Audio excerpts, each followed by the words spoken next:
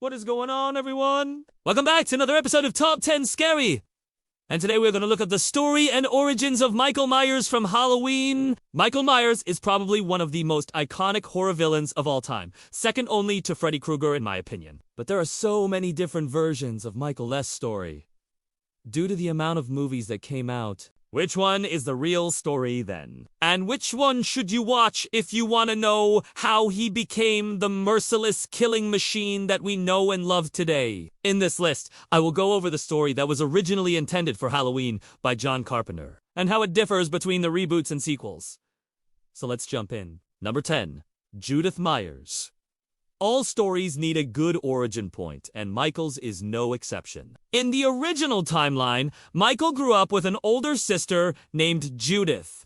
Judith was always mean and cruel towards Michael and would do things to upset him. One day, Judith went a little too far when she taunted Michael with a kitchen knife. She told him to go get her some beer from the fridge, but when Michael returned with the beverages, she asked him to open them for her. Not knowing what to do, Michael took the knife and fatally stabbed his sister in the chest. When their parents arrived home, Michael had cleaned up the scene, and nothing appeared to be out of the ordinary. However, later that night, blood started dripping through the ceiling onto Michael as he slept. The next morning, Michael's father found the body of Judith, and after police investigation, it was concluded that Michael was the one who did it. No. 9. Smith's Grove Sanitarium. After the murder of Judith, Michael was sent to Smith's Grove Sanitarium for the criminally insane. It was even long before Dr. Sam Loomis began working at the sanitarium, and he soon discovered that Michael was extremely dangerous. While Michael was never violent with the other patients or staff, he seemed to be completely emotionless. One day, Dr. Loomis entered Michael's room, and he tried to engage with him in conversation. But while Dr. Loomis was talking, he noticed that Michael had begun sharpening a pencil to a very fine point. After Michael stopped sharpening the pencil, he stood up and lunged at Dr. Loomis, who narrowly escaped with his life. After this incident, Dr. Loomis dedicated his career to ensuring that Michael Myers never saw the outside of a mental institution again. 8. Haddonfield, Illinois. On October 30th, 1963, Michael Myers escaped from Smith's Grove Sanitarium. He hitchhiked to the town of Haddonfield, Illinois, where he killed 3 teenagers. The following night, Michael decided to target Laurie Strode, a babysitter. As Michael stalked Laurie throughout the night, she called her friends Annie Brackett and Linda Vanderklok for help. Despite this, Michael managed to kill both Annie and Linda, and later, Laurie barely escaped with her life. When he tried to stab her, Number 7. The Shape. Over the years, Michael's mask has become just as iconic as the character himself, but it almost didn't make it into the first movie. Originally, Michael was meant to appear as a skeletal figure with a white mask. But during production, the crew realized it would be too expensive to paint the actor in makeup every day. So they decided that instead, the character would appear as a normal person wearing a Halloween mask. They chose the Captain Kirk mask because they thought it looked creepy. Although, funny enough, this was not the case in the original script. Instead, Michael wore a mask that was described as being similar to the Guy Fieri mask. Number 6. Dr. Sam Loomis returns. Following the events of the first Halloween, Dr. Loomis dedicated his life to ensuring Michael's capture. In Halloween 2, it is revealed that Michael had actually been shot multiple times by the police, but he survived and was taken to the hospital. At the same time, Laurie was also admitted after being shot by Michael, and she was in critical condition. Michael began killing off the staff members until Dr. Loomis arrived. In a fight to save Laurie's life, Dr. Loomis used Michael's own mask to stab him, and this caused Michael to fall out of the window and into a glass case, which impaled him. With his last breath, Michael turned to Dr. Loomis and mouthed the words, "Thanks, Doc." No. 5. The Shape is dead.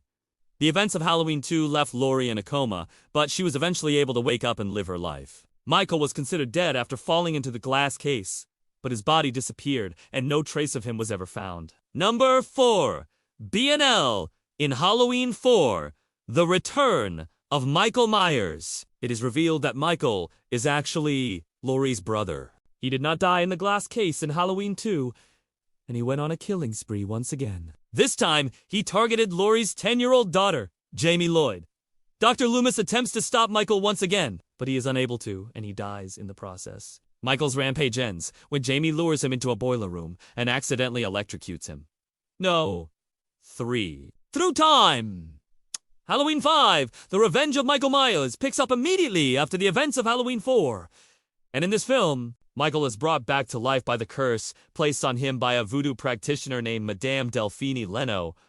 Michael goes on another killing spree, but he is finally killed by Jamie Lloyd, who stabs him through the heart. However, this doesn't last for long as Michael is resurrected yet again and continues his killing spree. In Halloween, The Curse of Thorn, it is revealed that Michael was part of a group of children known as the Clowns of Thorn. And these children were cursed by Madame Delphine. The curse made the children evil, and it also gave them supernatural powers. In the end, Michael is seemingly killed once again, but it is hinted that he may return once more. Number 2, the timeline after the release of Halloween.